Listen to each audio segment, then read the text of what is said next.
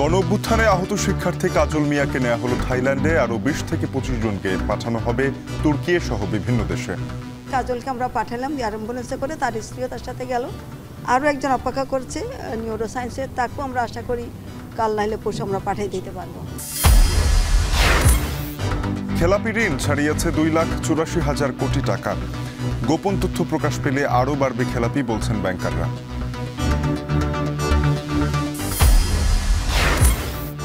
খুলনায় নির্মাণাধীন প্রকল্পগুলো যেন এডিসের প্রজননস্থল, প্রায় প্রতিটি বাড়িতেই ডেঙ্গু রোগী, হাসপাতালে চাপ। এবং কানাডায় শরণার্থী হতে 14,000 আবেদনের রেকর্ড। অভিবাসীদের দেশ ত্যাগে বাধ্য করার হুঁশিয়ারি বিপাকে শিক্ষার্থীরা।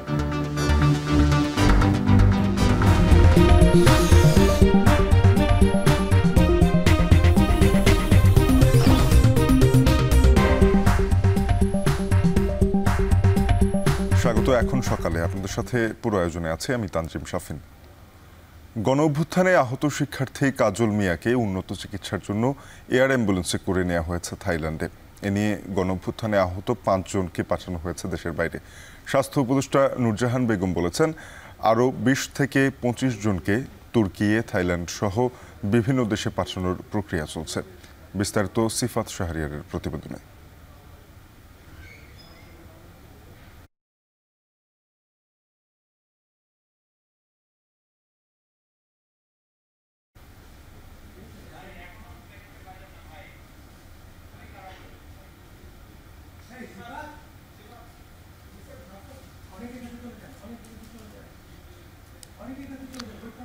দর্শক, আমরা প্রতিবেদনটি দেখব।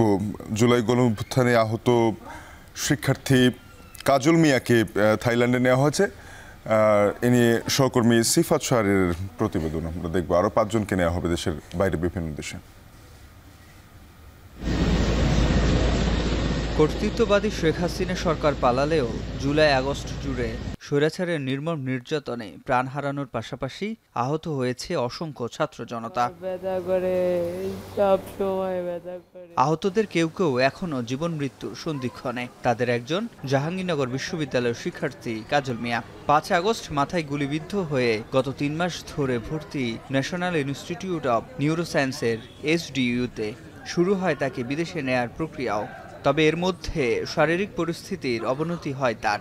বাম হাত ও পা পুরোপুরি অচল হয়ে যায়।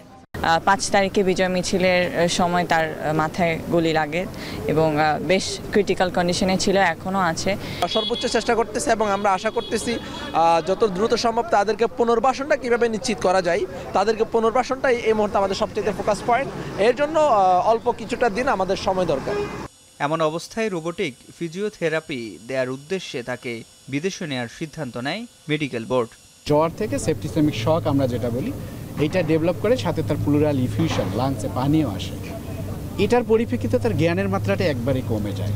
সো আমরা সাথে সাথে মেডিকেল বোর্ড, আমাদের স্যারেরা সাথে সাথে মেডিকেল বোর্ড ডাকলেন। বোর্ডে আমাদের ডিসিশন হলো যে তাকে আমরা দেশের বাইরে নিয়ে যাব, এবং সেটা নর্মাল ফ্লাইটে হবে না, এয়ার অ্যাম্বুলেন্সে করে নিয়ে যাব। রোববার মধ্যরাতে তাকে এয়ার অ্যাম্বুলেন্সে নেওয়া হয় থাইল্যান্ডের বেচথানি হাসপাতালে। এ নিয়ে গণঅভ্যুত্থানে আহত 5 জনকে পাঠানো হয়েছে দেশের বাইরে। স্বাস্থ্য উপদেষ্টা নুরজাহান বেগম বলেন, আরও 20 থেকে 25 জনকে তুরস্ক, থাইল্যান্ড সহ বিভিন্ন দেশে পাঠানোর প্রক্রিয়া চলছে। পাইপলাইনে আরও ধরেন 20-25 জনের মতন আছে যাদেরকে পাঠাইতে হবে। 7 জনকে আমরা তার্কিতে পাঠানোর জন্য ঠিক করেছি, তারা তার্কিতে যাবে তাদের চিকিৎসার জন্য। এর মধ্যে 3 জন আছে চোখের, বাকি 4 জন আছে হলো অর্থোপেডিকের কাজে, সেগুলো তার্কি ট্রিটমেন্টটা হবে। তাদের সাথে আমাদের যোগাযোগ হচ্ছে। তারা আমাদেরকে যেটা বলেছে যে তারা চিকিৎসার খরচ তারা বহন করবে, কিন্তু থাকা খাওয়া এগুলো আমাদের দিতে হবে। 64 লাখ টাকা শুধু এয়ার অ্যাম্বুলেন্সে দিতে হচ্ছে। তারপরে আমাদের প্রথমে একটা ইনিশিয়াল ডিপোজিট আমরা 10 লাখ টাকা দিয়েছি, তারপরে ক্রমান্বয়ে তারা যখন যা বলবে সেটি আমরা পাঠাবো। আমরা বাইরের থেকে নিয়ে আসলাম, আমাদের ডাক্তারদেরও কিন্তু একটা লার্নিং প্রসেস হয়ে গেল। আমাদের যদি কোনো জায়গায় ঘাটতি থাকে, ডাক্তাররা ওই 18 জন তো তখন করে নেই, যখন নতুন করে করলো কাজে এখানে আমাদেরও শিকার একটা জায়গা আমি মনে করি। স্বাস্থ্য উপদেষ্টা আরও বলেন, আহতদের সর্বোচ্চ চিকিৎসা নিশ্চিতে প্রচেষ্টা অব্যাহত রয়েছে অন্তর্বর্তী সরকারের। সিফাত শাহরিয়ার, এখন, ঢাকা। জুলাই আগস্টের গণহত্যার মামলায় আন্তর্জাতিক অপরাধ ট্রাইব্যুনালে আজ হাজির করা হবে ক্ষমতাচ্যুত আওয়ামী লীগ সরকারের সাবেক 12 মন্ত্রীসহ 14 আসামিকে। সেখানে আছেন সহকর্মী মশিউর অনিক, সরাসরি যুক্ত হব তার সাথে। অনেক আসামিদের কখন ট্রাইব্যুনালে আনা হবে জানাবেন?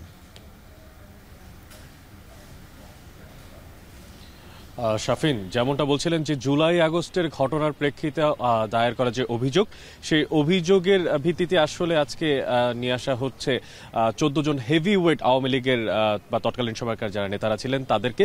এবং তাদেরকে এখন পর্যন্ত আমরা যতটুকু জানতে পেরেছি আনুমানিক 7:30 থেকে 8টার ভেতরে ট্রাইব্যুনালে আনার চেষ্টা করা হচ্ছে। গতকালকে চিফ প্রসিকিউটর তাজুল ইসলাম বলেছেন যে আসলে কোনো ধরনের অনাকাঙ্ক্ষিত ঘটনা যাতে না ঘটে সে কারণেই আসলে এমন ভাবে তাদেরকে আনার চেষ্টা করা হচ্ছে, এখানে তৈরি করা হয়েছে। একটু জানাতে চাই যে আজকে কথা ছিল হচ্ছে পুরাতন যে বিল্ডিং সেখানে তাদেরকে আনা হবে, কিন্তু সেই ধারণার বা সেই জায়গাটারও কিন্তু পরিবর্তন ঘটেছে শাফিন, কারণ এখন পর্যন্ত সেই জায়গার যেসব কাজগুলো আছে সেগুলো এখন পর্যন্ত ঠিকভাবে সম্পন্ন করা সম্ভব হয়নি। একটু জানিয়ে রাখতে চাই যে আসলে কাদেরকে আজকে আনা হতে পারে, আনা হবে। সেক্ষেত্রে বিভিন্ন মামলা যারা গ্রেফতার, যেমন সাবেক মন্ত্রী আনিসুল হক, ফারুক খান, ডক্টর দীপুমণি, জুনায়েদ আহমেদ পলক, এছাড়াও কামাল আহমেদ মজুমদার, গোলাম দস্তগীর সহ 14 জন যাদের কথা বলছিলাম। এছাড়াও অঙ্গ সংগঠন, আওয়ামী লীগের যে অঙ্গ সংগঠন হাসানুল হক ইনু, সেক্ষেত্রে আনা হতে পারে শামসুদ্দিন মানিককে পর্যন্ত বিচারপতি। এছাড়াও একটু জানিয়ে রাখতে চাই গেল সরকারের 2 জন খুবই গুরুত্বপূর্ণ যে উপদেষ্টা তাদেরকে কিন্তু আনা হতে পারে। তাদের মধ্যে একজন আমরা জানি যে সাবেক সালমান এফ রহমান যে জায়গাটা বাণিজ্য উপদেষ্টার জায়গাটাতে ছিলেন, তাদেরকেও আসলে এখানে উপস্থিত করা হবে। মোট কথা হচ্ছে 10 জন মন্ত্রী, সাথে 2 জন উপদেষ্টা, আর সাথে অঙ্গ সংগঠনের আরো 2 জন, টোটাল 14 জনকে এখানে নিয়ে আসা হচ্ছে। যেই নিয়ে আসার পরিপ্রেক্ষিতটা ছিল হচ্ছে 17 যেই তারিখে গ্রেফতারি পরোয়ানা জারি করা হয়েছিল সেই গ্রেফতারি পরোয়ানার ভিত্তিতে। এবং আজকের যেই এখানে নিয়ে আসা হচ্ছে মূলত তাদের নিয়মিত যে হাজিরা। এখানে আজকে কোনো ধরনের কোনো বিচার্য বিষয় নেই, আজকে কোনো ধরনের কোনো জবানবন্দির জায়গা নেই, তাদেরকে বিচার্য জায়গা থেকে আসলে নিয়ে আসা হচ্ছে এবং হাজিরা দেওয়া হচ্ছে। এখানে পলাতক আছেন ওবায়দুল কাদের, শেখ হাসিনা সহ আরো অনেক নেতাকর্মী, টোটাল 46 জনের কথা আমি আপনাকে বলেছি। শাফিন, যখনই নিয়ে আসা হবে আমি চেষ্টা করব সবশেষ খবরটি জানিয়ে দেওয়ার জন্য। দেশের ব্যাংক খাতের সবচেয়ে বড় সমস্যা বিপুল অঙ্কের ঋণ খেলাপি, যা 15 বছরে বেড়েছে 2,62,496 কোটি টাকা। আর গেল সেপ্টেম্বর শেষে বিতরণ হওয়া মোট 16,82,821 কোটি 94 লাখ টাকা ঋণের মধ্যে 16.93% খেলাপি। দেশের ব্যাংক ও আর্থিক প্রতিষ্ঠানগুলোর এই খেলাপি ঋণ আওয়ামী লীগ সরকারের আমলে বেড়েছে বেপরোয়া গতিতে। ব্যাংকাররা বলছেন, খেলাপি ঋণের তথ্য যেভাবে গোপন করা হয়েছে তা যদি পুরোপুরি সামনে আনা হয় তাহলে আরও ভয়াবহ তথ্য মিলবে। বিস্তারিত দেখুন আতাউর নিয়নের প্রতিবেদনে। দেশের ব্যাংক খাতের সবচেয়ে বড় সমস্যা বিপুল অঙ্কের খেলাপি ঋণ। দীর্ঘদিন ধরে চলমান এই সমস্যা এখন প্রকট আকার ধারণ করছে। বিভিন্ন সময়ে খেলাপি ঋণ কমিয়ে আনার বিষয়ে কর্তৃপক্ষ নানা অঙ্গীকার করলেও তা রক্ষা করা হয়নি। আওয়ামী লীগ সরকারের 15.5 বছরে দেশের ব্যাংক ও আর্থিক প্রতিষ্ঠানগুলোর খেলাপি ঋণ বেড়েছে বেপরোয়া গতিতে। আর্থিক খাতে সুশাসন না থাকায় বড় বড় জালজালিয়াতির ঘটনা ঘটেছে।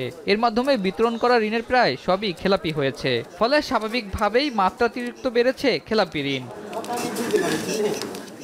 আর এসব ঋণের পেছনে দায় থাকার অভিযোগ রয়েছে এস আলম, নজরুল ইসলাম মজুমদার ও সালমান এফ রহমানের মতো অনেকের বিরুদ্ধে। শুধু ঋণ নিয়েই ক্ষান্ত হয়নি, লাখ কোটি টাকার বেশি করেছে পাচার।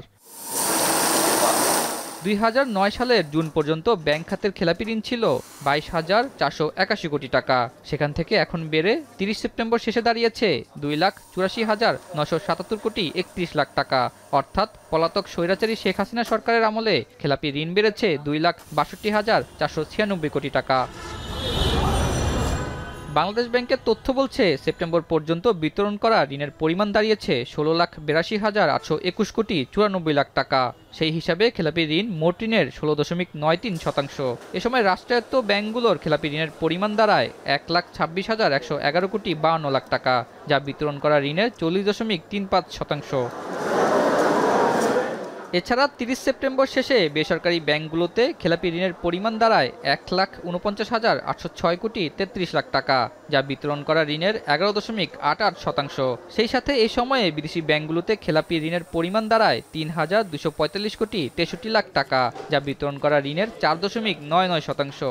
একই সাথে বিশেষায়িত ব্যাংকগুলোর খেলাপি ঋণের পরিমাণ দাঁড়ায় 5,813 কোটি 83 লাখ টাকা, যা বিতরণ করা ঋণের 13.21%। ব্যাংকাররা বলছেন, গত 15 বছরে খেলাপি ঋণের তথ্য যেভাবে গোপন করা হয়েছে তা যদি পুরোপুরি সামনে আনা হয় তা আরও ভয়াবহ বেড়ে যাবে। এই ব্যাংকিং ইন্ডাস্ট্রিতে যে লুটপাট হয়েছে, সেই লুটপাট পত্রিকায় যা আসে তার চেয়ে বেশি হয়েছে। এই যে আপনার গিয়ে ব্যাংকিং খাতে বলা হচ্ছে যে 2,85,000 মানে 3 লক্ষের কাছাকাছি কোটি টাকা হচ্ছে খেলাপি। আমি বলবো যে প্রকৃত সব পর্দা যদি উন্মোচন করা হয় তাহলে সেই খেলাপি ঋণের পরিমাণ আরও বাড়বে। শুধু সঠিক ঋণের তথ্য নয়, ঋণের বিপরীতে রাখা জামানতের মাধ্যমে ছোট ঋণ আদায় এবং ফরেনসিক নিরীক্ষার মাধ্যমে বড় ঋণ আদায় করে ব্যাংক খাতের দুরবস্থা কমানোর পরামর্শ বিশেষজ্ঞদের।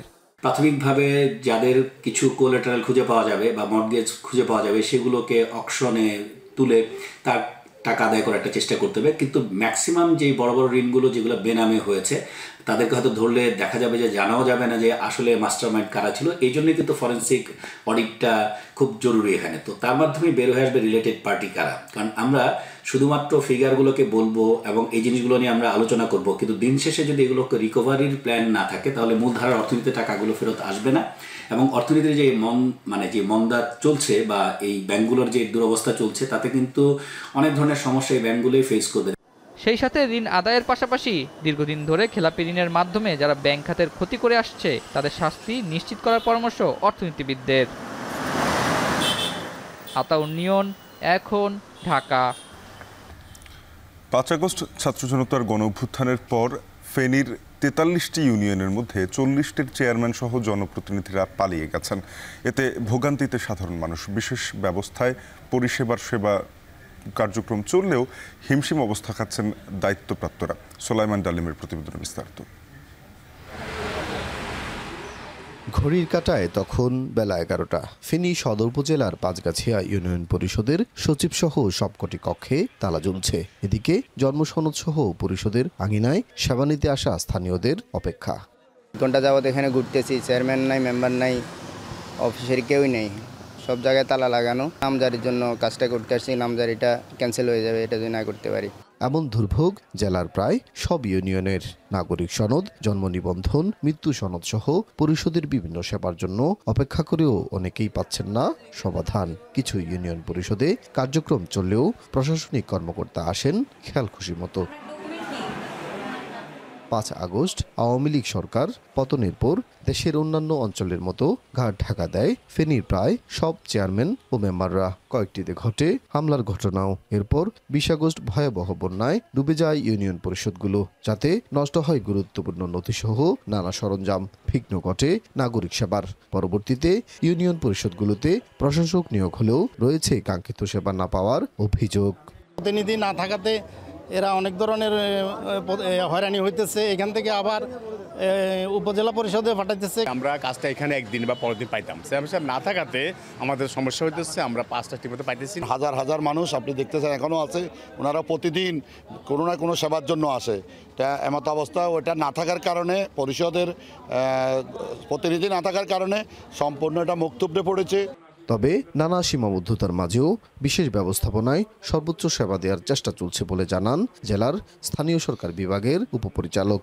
উপজেলা নির্বাহী অফিসার এবং সহকারী কমিশনার ভূমিকে বিভিন্ন ইউনিয়ন পরিষদের যে আর্থিক এবং প্রশাসনিক ক্ষমতা আমরা তাদেরকে দিয়েছি। সেই ক্ষমতা বলে তারা এই ইউনিয়ন পরিষদের স্বাভাবিক কার্যক্রম এবং বিশেষ করে জনসেবা, এই কাজ যেগুলি আছে নাগরিক সেবা, সেগুলি চালিয়ে নেওয়ার জন্য তারা কাজ করে যাচ্ছে। এদিকে পালিয়ে না যাওয়া 3 ইউনিয়ন চেয়ারম্যান জানান 5 আগস্টের পর কোনো বরাদ্দ না পাওয়ায় ব্যাহত হচ্ছে সেবা কার্যক্রম। পরিষদ হচ্ছে আপনার জনগণের সেবামূলক একটা প্রতিষ্ঠান। একটা নাগরিকের জন্ম থেকে মৃত্যু পর্যন্ত সকল নাগরিক কার্যক্রম এখানে পরিচালিত হয়। তো সেখানে চেয়ারম্যান না থাকলে আপনার নাগরিকদের তো হয়রানি না, শুধু তারা তো অসহায় হয়ে পড়ে। জেলার ৪৩টি ইউনিয়ন পরিষদের মধ্যে সোনাগাজী উপজেলার নবাবপুর ও দাগনভূঞা উপজেলার সদর ও রামনগর ইউনিয়ন ছাড়া বাকি ৪০ জন চেয়ারম্যানই পলাতক। সোলাইমান ডালিম, এখন ফেনী। এডিস মশার উৎপাতে খুলনায় প্রতিদিন বাড়ছে ডেঙ্গু রোগী, হাসপাতালে বাড়ছে রোগী ভর্তির চাপ। নানা সংকটে হিমশিম অবস্থা সরকারি হাসপাতালের চিকিৎসক নার্সদের। এদিকে মশা নিধনে ব্যবহৃত ফগার মেশিন দিয়ে ওষুধ স্প্রে আর নির্মাণাধীন প্রকল্পের ধীর গতি নিয়ে আছে বিস্তর অভিযোগ। কার্যকরী উদ্যোগ নেই খুলনা সিটি কর্পোরেশনেরও। রামিম চৌধুরীর প্রতিবেদন, ক্যামেরায় ছিলেন হেলাল মোল্লা।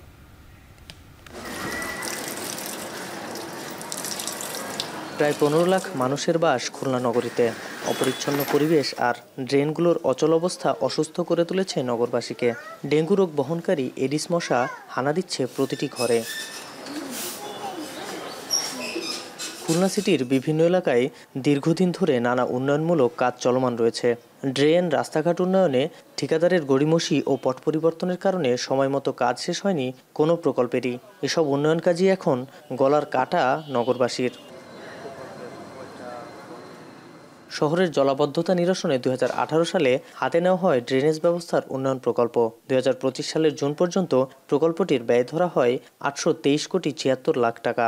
প্রকল্পের আওতায় নালা পরিষ্কার, খাল খনন, স্লুইস গেট ও পাম্প হাউস নির্মাণ সহ 177টি উন্নয়নমূলক কাজ হওয়ার কথা ছিল। কিন্তু কাজ চলমান থাকলেও ধীরগতিতে অচল বেশিরভাগ ড্রেন। আর এই খনন করা স্থানগুলোই এখন এডিসের প্রজনন কেন্দ্র হয়ে গেছে। গেল বর্ষায় প্রতিটি জায়গায় পানি জমে সৃষ্টি হয়েছে এডিস মশার আবাসস্থল। ড্রেনের কাজ করতে গিয়ে অনেক জায়গায় পানি বন্দী হয়ে পানি আটকে যাচ্ছে, পানি সরতে পারতেছে না, যার কারণে ডেঙ্গুর প্রসার দিন দিন বাড়তেছে। ভেঙে রাখছে রাস্তাগুলো, নির্দিষ্ট টাইমে মেরামত করছে না, এর জন্য প্রচণ্ড পানিবদ্ধতা।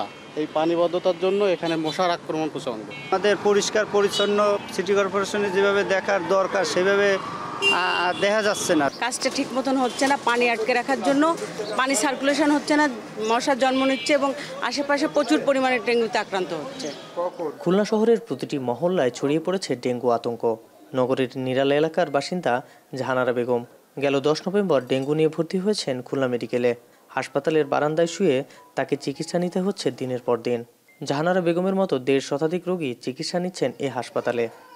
আমাদের আশেপাশে তো মশার অবস্থা খুবই খারাপ, সিটি কর্পোরেশনও কোনো পদ্ধতি নিচ্ছে না। যখন ডেঙ্গু বেরোলো তখন হলো না, এখন এরকম হওয়ার কারণটা কি? নিশ্চয়ই মশা বেশি বেড়ে গেছে, এর জন্য এরকম হচ্ছে। গেল মাসের শুরুর দিকে খুলনা মেডিকেল কলেজ হাসপাতালে ডেঙ্গু রোগে আক্রান্ত হয়ে চিকিৎসা নিয়েছেন 300 রোগী। চলতি মাসে সেই সংখ্যা প্রায় 900 ছাড়িয়েছে।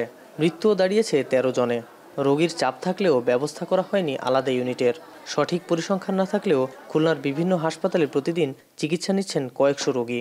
আমাদের এখানে আসলে স্থান সংকুলন যেমন আছে তেমনি জনবলের প্রচুর সংকট আছে, কারণ আমার এই 500 শয্যা দিয়ে আমাকে কিন্তু এই 1700 রোগী অর্থাৎ 3 গুণের বেশি রোগীকে চিকিৎসা সেবা প্রদান করতে হচ্ছে। যার কারণে আমাদের শুধু একটি ওয়ার্ড চালু করলে হবে না, সেই সাথে চিকিৎসক, স্বাস্থ্যসেবা কর্মী, বিভিন্ন স্তরের নার্স, সকল কিছু দিয়েই কিন্তু আমাকে এটা শুরু করতে হবে। খুলনা সিটি কর্পোরেশনের 31টি ওয়ার্ডের বিভিন্ন জায়গায় আমরা দেখি এই ধরনের মেশিনের মাধ্যমে মশা নিধনের জন্য ওষুধ স্প্রে করা হয়। তবে মশার উপদ্রব কিন্তু দিনের পর দিন বেড়ে চলেছে। এই ফগার মেশিনগুলো দিয়ে যে ওষুধ স্প্রে করা হচ্ছে, আদৌ এই ওষুধ কার্যকারী কিনা তা নিয়ে রয়েছে নানা প্রশ্ন। খুলনা সিটি কর্পোরেশনের নানা উদাসীনতার ফল এই ডেঙ্গুর প্রকোপ। নগর জুড়ে ড্রেনেজ ব্যবস্থার অচল অবস্থা ডেঙ্গুর লার্ভা সৃষ্টির জন্য বড় ভূমিকা রেখেছে। বিভিন্ন সময় নামমাত্র স্প্রে ছাড়া মশক নিধনে চোখে পড়েনি সিটি কর্পোরেশনের তেমন কোনো উদ্যোগ। চলতি অর্থবছরে এই ওষুধের জন্য প্রায় 40 লাখ টাকা খরচ হলেও তা রাখতে পারেনি কার্যকারী ভূমিকা। তবে বর্তমানে শহরের মশক নিধনে বেশ জোরদার হওয়ার কথা বলেন কর্পোরেশনের এই কর্মকর্তা। আগে 1 মাসে যে আমরা কাজগুলো করতাম সেটা 10 দিনে করব। সব জায়গায় ফগার দিচ্ছি, সকালে আমরা কালো তেল দিচ্ছি, কালো তেল দিয়ে পুরা ওয়ার্ডের সবগুলো ওয়ার্ডের যেখানে সম্ভব সেই ওয়ার্ডগুলোতে আমরা কালো তেল মারছি এবং বিকালে ফগিং করতেছি। এরপরে যখন আবার এটা হবে তখন আবার সকালে ড্রেনগুলোতে লার্ভিসাইড দেবো। এখন এই পরিস্থিতিতে যেহেতু মশার এটা বাড়ছে, আমি এ অবস্থায় এসে দায়িত্ব পাইছি, তো সেই জন্য এটাকে কন্ট্রোল করার জন্য এই পদক্ষেপগুলো আমি নিয়েছি। গত 27 অক্টোবর বিভাগের 10 জেলায় ডেঙ্গু আক্রান্তের সংখ্যা ছিল 4,921 জন। এরপর ডেঙ্গু রোগীর সংখ্যা দ্বিগুণ হারে বাড়তে থাকে। 15 নভেম্বর পর্যন্ত ডেঙ্গু আক্রান্ত হয়েছে 7,651 জন, মৃত্যু হয়েছে 21 জনের। গড়ে প্রতি সপ্তাহে আক্রান্তের সংখ্যা দাঁড়িয়েছে 1000-এরও বেশি। রামিম চৌধুরী, এখন, খুলনা। নোয়াখালী জেলা শহর মাইজদির হাসপাতাল সড়ক বেহাল, দুই পাশে গড়ে উঠেছে শতাধিক ক্লিনিক ও হাসপাতাল। দীর্ঘদিন সংস্কার না করায় এই সড়কটি ব্যবহারে রোগী ও তাদের স্বজনদের পোহাতে হয় চরম ভোগান্তি। এ বিষয়ে জানাতে জেলার মাইজদি থেকে সরাসরি যুক্ত হচ্ছেন সহকর্মী নাসিম শুভ। শুভ, জানাবেন, হাসপাতাল সড়কটি সংস্কারে প্রশাসনের পক্ষ থেকে কোনো ধরনের উদ্যোগ নেওয়া হয়েছে কিনা?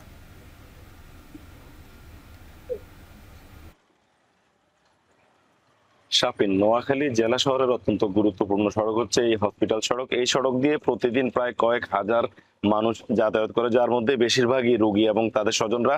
যার কারণ হচ্ছে এই শহরের দুপাশে গড়ে উঠেছে প্রায় শতাধিক হাসপাতাল এবং ডায়াগনস্টিক সেন্টার, এবং জেলার একমাত্র যে সরকারি হসপিটাল রয়েছে 250 শয্যা বিশিষ্ট নোয়াখালী জেনারেল হসপিটাল, সেটিও এই সড়কের একদম শেষ মাথায় অবস্থিত। তো যাকে ঘিরে কিন্তু এখান দিয়ে প্রতিদিন কয়েক হাজার মানুষ যাতায়াত করে, কিন্তু এই সড়কটি গত 2 বছর ধরে বেহাল দশা। তারপরে গত 2 মাস আগে যে বন্যা হয়েছিল, সেই বন্যায় পানিতে এই সড়কটি চলাচলের একেবারে অনুপযোগী হয়ে পড়েছে, এবং যার ফলশ্রুতিতে এই সড়ক দিয়ে প্রতিদিন যে সকল মানুষ চলাচল করে তাদেরকে চলাচল করতে বেশ বেগ পেতে হচ্ছে। একদিকে তাদেরকে যেমন বাড়তি ভাড়া গুনতে হচ্ছে, অন্যদিকে এই সড়কে যে সকল যানবাহন চলাচল করে সেগুলোরও যন্ত্রাংশ কয়েকদিন পরপরই নষ্ট হয়ে যাচ্ছে বলে যে সেই সকল যানবাহনের চালকরা অভিযোগ করেছেন। তো স্থানীয় যারা এই সড়ক দিয়ে চলাফেরা করছেন তারা বলছেন সড়কটি আজকে এতদিন থেকে চলাচলের অনুপযুক্ত, যেটির জন্য আসলে কিন্তু সংশ্লিষ্ট কর্তৃপক্ষ যারা রয়েছে তারা কিন্তু এখন পর্যন্ত প্রয়োজনীয় কার্যকর কোনো উদ্যোগ নিচ্ছেন না, এবং কবে নাগাদ নেবেন সেটিরও কোনো আসলে লক্ষণ দেখা যাচ্ছে না। তো এই সড়কের পাশে যে সকল গুরুত্বপূর্ণ সরকারি দপ্তরগুলো রয়েছে, নোয়াখালী পৌরসভা থেকে শুরু করে নোয়াখালী এলজিডি, আসলে তাদের যে সকল কর্মকর্তা কর্মচারীরা রয়েছেন তারাও এই সড়কে আসতে যেতে আসলে প্রতিদিনই ভোগান্তির মুখে পড়তে হচ্ছে। তো সব মিলিয়ে আমি কথা বলেছি নোয়াখালী যিনি জেলা প্রশাসক রয়েছেন বর্তমানে, খন্দকার ইশতিয়াক আহমেদ, তার সাথে তিনি জানিয়েছেন আসলে বন্যার আগ থেকে নোয়াখালীতে বেশ কিছু সড়কই আসলে ব্যবহার অনুপযোগী ছিল, তার মধ্যে কিন্তু এই হাসপাতাল সড়কও একটি। এছাড়া বন্যার পরে এই সড়কটি আরো বেশি চলাচল অনুপযুক্ত হয়ে যায়। এর পরবর্তীতে আসলে 5 আগস্টে সরকারের পরিবর্তনের পরে এই সড়ক সহ বেশ কিছু সড়কের কাজ করার কথা থাকলেও সেগুলো আসলে বিভিন্ন জটিলতায় থেমে গেছে। তবে তিনি আশা করছেন খুব দ্রুত সময়ের মধ্যে এই সড়কটি সংস্কার করবেন, তাহলে এই সড়ক দিয়ে যারা চলাচল করে তাদের আসলে যে কষ্ট হচ্ছে প্রতিনিয়ত সেটি অনেকটাই লাঘব হবে, এমনটাই তিনি প্রত্যাশা করছেন। পাশাপাশি এই সড়ক দিয়ে যারা চলাচল করছেন তাদেরও দাবি দীর্ঘদিনেরই বলা যায়, যাতে করে এই সড়কটির কাজ দ্রুতই শেষ হয়, তাহলে রোগী এবং তাদের স্বজনদের এখান দিয়ে যেতে যে বেগ পেতে হয় সেটি অনেকটাই কমবে। তো শাপিন, এই ছিল আসলে নোয়াখালী থেকে আমার কাছে সবশেষ। সহকর্মী নাসিম শুভ জানাচ্ছিলেন চলাচলের অনুপযোগী হয়ে পড়েছে নোয়াখালীর হাসপাতাল সড়ক, এই নিয়ে তথ্যাদি। উপকূলীয় জেলার সাতক্ষীরায় মাছ উৎপাদনের জন্য বিখ্যাত হলেও বর্তমানে ফল উৎপাদনে ঝুঁকছেন অনেকেই। পতিত জলাবদ্ধ জমিতে বাড়ছে পানি ফল চাষের পরিধি। চলতি বছর 136 হেক্টর জমিতে 3500 টন ফল উৎপাদনের লক্ষ্যমাত্রা নেওয়া হয়েছে, যেখান থেকে 42 কোটি টাকার ব্যবসার আশা। সাতক্ষীরা থেকে আহসান রাজীবের প্রতিবেদন, ক্যামেরায় ছিলেন মাসুদ রানা। সাতক্ষীরা জেলার অধিকাংশ এলাকায় বিস্তীর্ণ জলাভূমি। বছরে অন্তত 6 মাস পানিতে ডুবে থাকে বেশিরভাগ ফসলি জমি। জলাবদ্ধ এসব জমিতে পানি ফলের চাষ করে সফলতার মুখ দেখছেন এখানকার চাষিরা। একই সাথে মিঠা পানির মাছের ঘেরেও চাষ হচ্ছে পানি ফল। 1 দশক আগে দেভাটা উপজেলায় শুরু হয় পানি ফলের চাষ। প্রথম চাষেই সফলতা এলে ক্রমেই বাড়তে থাকে পরিধি। এই ফল চাষ করার পরে আপনার বিগত যে ফসলটা আসবে এদের কোনো সার লাগবে না। যদি দাম বেশি পাওয়া যায় তাহলে মনে করেন যে বিঘি প্রতি 60,000 টাকাও বিক্রি হয়, 50,000ও বিক্রি হয়। সকাল 6টা থেকে 12টা পর্যন্ত কাজ করি, 350 টাকা আমাদের মজুরি। প্রতিদিন সকালে জমি থেকে পানি ফল সংগ্রহ করেন চাষিরা। এরপর সেগুলো নেওয়া হয় সড়কের পাশে। সেখান থেকে পাইকারদের হাত ধরে এসব ফল চলে যায় দেশের বিভিন্ন জেলায়। চাষিরা বলছেন এই ফল চাষের পর জমি শুকিয়ে গেলে একই জায়গায় অন্য ফসল চাষ করে বাড়তি লাভ করতে পারেন তারা। ফলন খুব ভালো মোটামুটি এবং লাভজনক একটা ব্যবসা এবং চাহিদা প্রচুর। বিভিন্ন জায়গাতে লোকজন এসে পানি ফলটা কিনে নেয়, খাঁটি সুস্বাদু। ঢাকা, বরিশাল বিভিন্ন অঞ্চলে এগুলো পাইকারি দরে বিক্রি করা হয়। দূর থেকে এসেছি পানি ফল কিনতে, পানি ফল কিনে আমাদের 17.5 টাকা কিনে আমাদের 25 টাকা বিক্রি, এতে আমাদের সংসার চলে। কৃষি বিভাগ বলছে পানি ফলের চাষ বাড়লে বন্যায় ক্ষতিগ্রস্ত কৃষকরা সহজে ঘুরে দাঁড়াতে পারবেন। 5 থেকে 6 মাসের মধ্যে এই ফসলটা উত্তোলন করে তারা বেশ লাভবান হচ্ছে। অপরদিকে এই জায়গায় যখন বড়ো করা হয়, এখানে যেহেতু জৈব পদার্থ সংযুক্ত হয়, এর গাছের পাতা এবং কাণ্ড বিভিন্ন অংশ পচে মাটিতে যুক্ত হয়, ধানের ফলনও ভালো হয়। কৃষি বিভাগের তথ্য মতে গেল অর্থ বছরে জেলায় 135 হেক্টর জমিতে উৎপাদিত পানি ফল থেকে বাণিজ্য হয় 43 কোটি টাকার।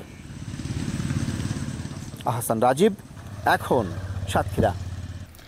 কিশোরগঞ্জের বাজারগুলোতে উঠতে শুরু করেছে শীতকালীন নানান জাতের সবজি। এর প্রভাবে বাজারে দাম কমতে শুরু করেছে। আরও জানাতে কিশোরগঞ্জের বড় বাজার পাইকারি আড়ত থেকে যুক্ত হচ্ছেন সহকর্মী মশিউর কায়েস। কায়েস, শীতকালীন সবজির দরদাম কেমন দেখছেন? কোন কোন সবজির সরবরাহ ভালো রয়েছে?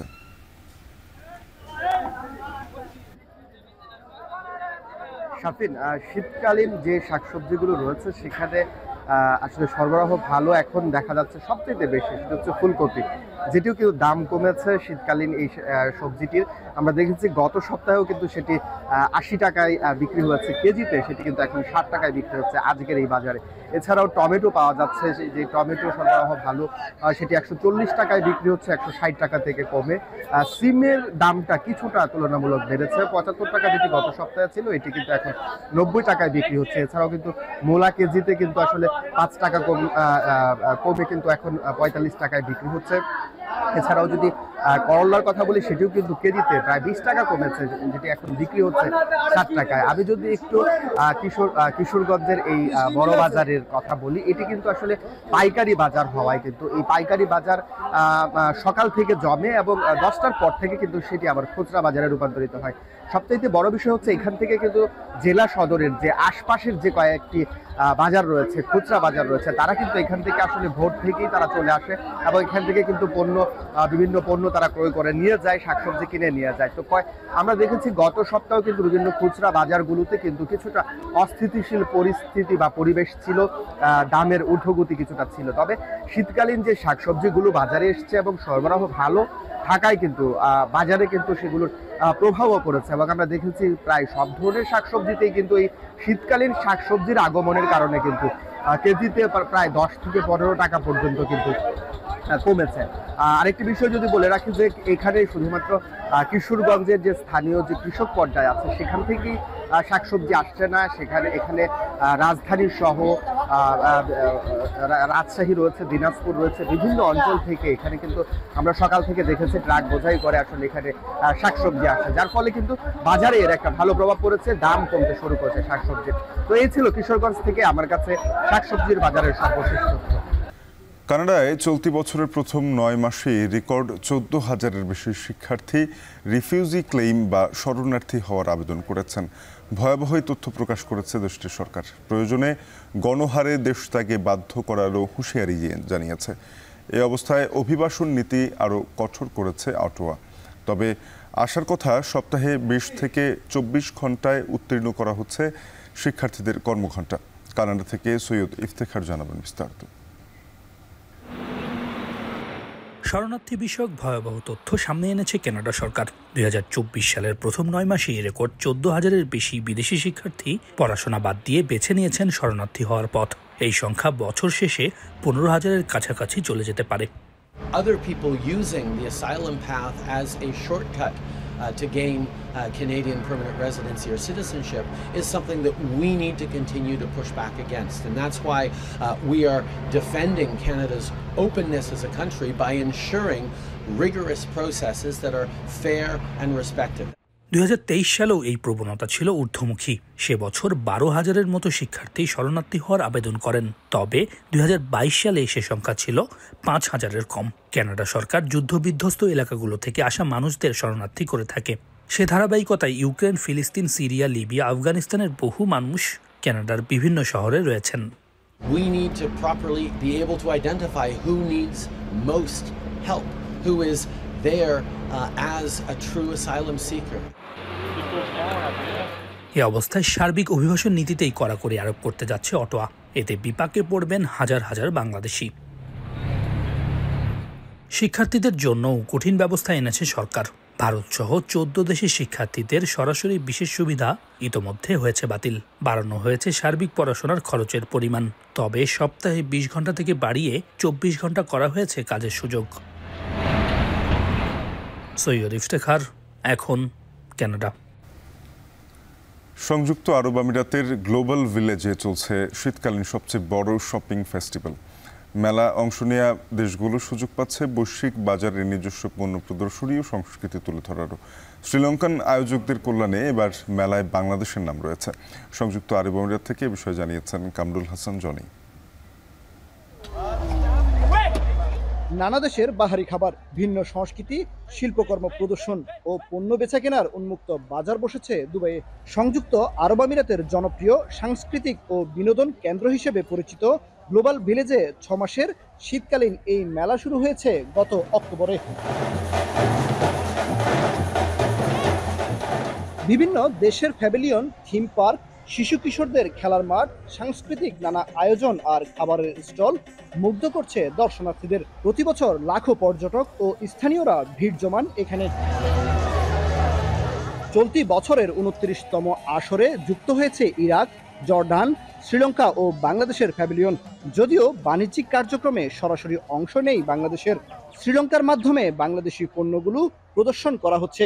हम लोग का जो है ना अपना बांग्लादेशी भाई लोग का कपड़े का भी हम लोग को बहुत अच्छा कपड़ा है, हमने सुना है लिनन, मेनली लिनन का है, वो भी इधर आके उसका प्रमोट करे। और एनी अदर प्रोडक्ट बांग्लादेशी का है वो हम लोग इधर लेके आना चाहता है। तो इसके लिए हम लोग को गवर्नमेंट का भी सपोर्ट चाहिए, पब्लिक का भी सपोर्ट चाहिए। স্টল ভাড়া নিয়ে ব্যবসা করছেন বাংলাদেশি কিছু ব্যবসায়ী। এদের অনেকেই প্রতি বছর এই মেলায় অংশ নেন। তাদের দাবি, বৈশ্বিক পরিমণ্ডলে দেশের পণ্য ও সংস্কৃতি তুলে ধরার জন্য এটি অন্যতম মাধ্যম। আমরা কোনো বাংলাদেশি কোনো অর্গানাইজার থেকে নিতে পারি নাই, কিংবা বাংলাদেশি কেউ কোনো অর্গানাইজার এখানে ইনভেস্টও করে নাই, জাস্ট দেশের নামটা লেখা হয়েছে। এই স্টলগুলো ফুল হয়ে গেছে। বাংলাদেশ শ্রীলঙ্কা মিলে যৌথভাবে আমাদের বাংলাদেশের বিজনেস মাশাআল্লাহ খুব ভালো হচ্ছে। এখানে সব ধরনের কাস্টমার আসে, ইংলিশ বলো, আরবি বলো, বাংলাদেশি বলো, পুরো ওয়ার্ল্ডের এটা ফেমাস। আমাদের বাংলাদেশকে পুরো বিশ্বের কাছে ফুটাই তোলার জন্য গ্লোবাল ভিলেজ একটা অন্যতম মাধ্যম। মেলায় অংশগ্রহণের ক্ষেত্রে বাংলাদেশি ব্যবসায়ীদের আগ্রহী করে তোলার কথা বলছে বাংলাদেশ মিশন। আমরা আমাদের যে বিজনেস সংগঠনগুলো আছে, যেটা যেমন মনে করেন FBCCI আছে, BGME আছে, DKME আছে, বা এখানে যেটা আছে BBC যেটা আছে, আসলে এগিয়ে আসতে হলে তাদেরকে এগিয়ে আসতে হবে। সরকার এই জায়গাটাকে ফ্যাসিলিটেট। 2025 সালের 11 মে পর্যন্ত চলবে এই আয়োজন। দর্শনার্থীদের জন্য খুলে দেওয়া হয় প্রতিদিন বিকেল 4টায়। গত আসরে রেকর্ড প্রায় 1 কোটি দর্শনার্থী এসেছিল গ্লোবাল ভিলেজে। কামরুল হাসান জনি, এখন সংযুক্ত আরব আমিরাত। উন্নত দেশগুলোর ক্রমানুগতিতে কার্বন নিঃসরণ প্রতিযোগিতা এবং জলবায়ু পরিবর্তনে হিমবাহ গলে ঝুঁকিতে পড়ছে পার্বত্যাঞ্চলের জনবসতি। এমনকি এসব অঞ্চলে ভূপ্রকৃতি ও জনজীবন বদলে যাচ্ছে চিরতরে। গবেষকরা বলছেন, কার্বন নির্গমন কমানো না গেলে এই শতাব্দীতেই হিমালয়ের 2/3 হিমবাহ গলে যেতে পারে। এতে বাড়ছে বন্যা, বৃষ্টিপাত, তুষারপাতের ধরনও। বিপর্যয়ের মুখে পড়তে পারে উন্নত ও অনুন্নত সব দেশ। বিস্তারিত জানাচ্ছেন তানভীর জনি।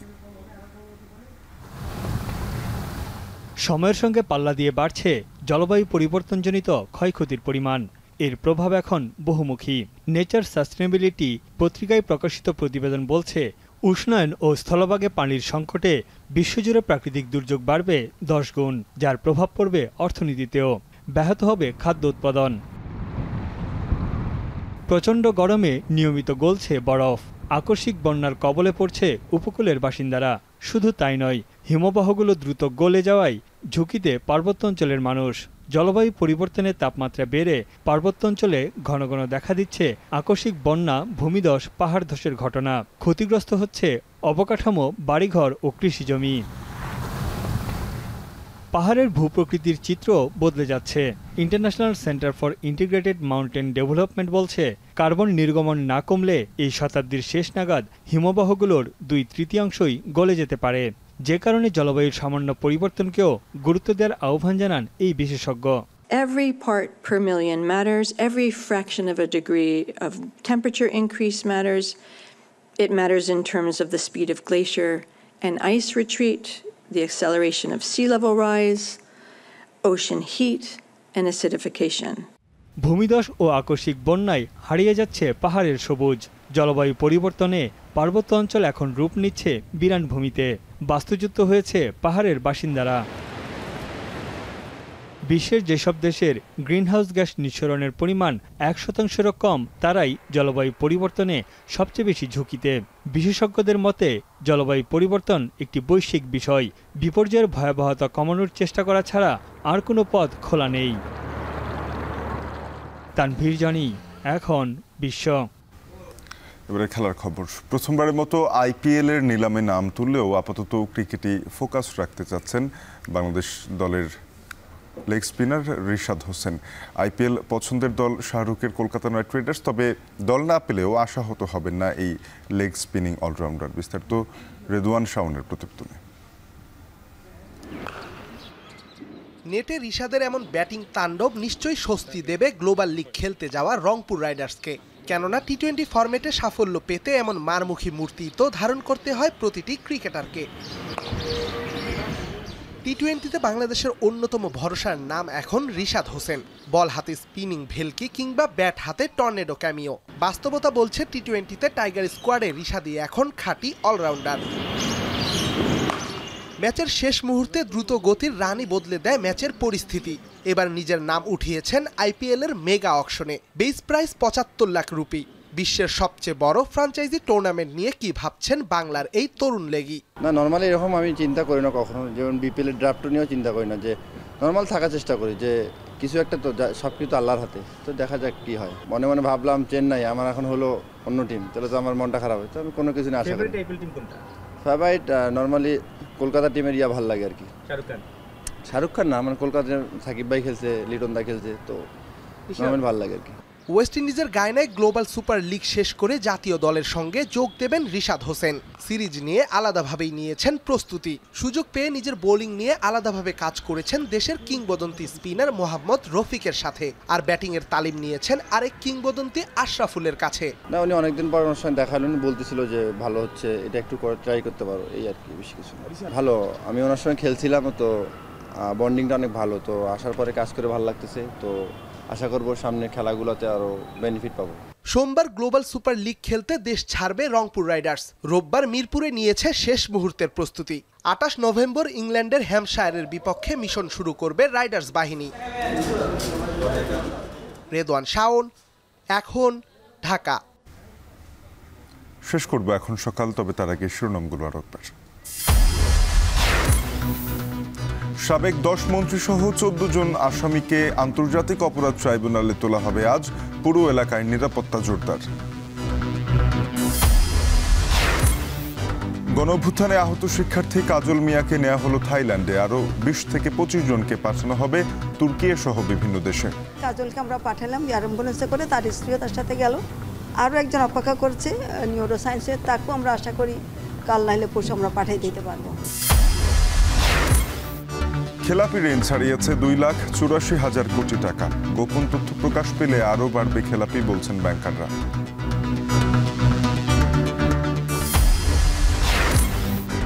এবং কানাডায় শরণার্থী হতে 14,000 আবেদনের রেকর্ড। অভিবাসীদের দেশ ত্যাগে বাধ্য করার হুঁশিয়ারি বিপাক শিক্ষার্থীরা।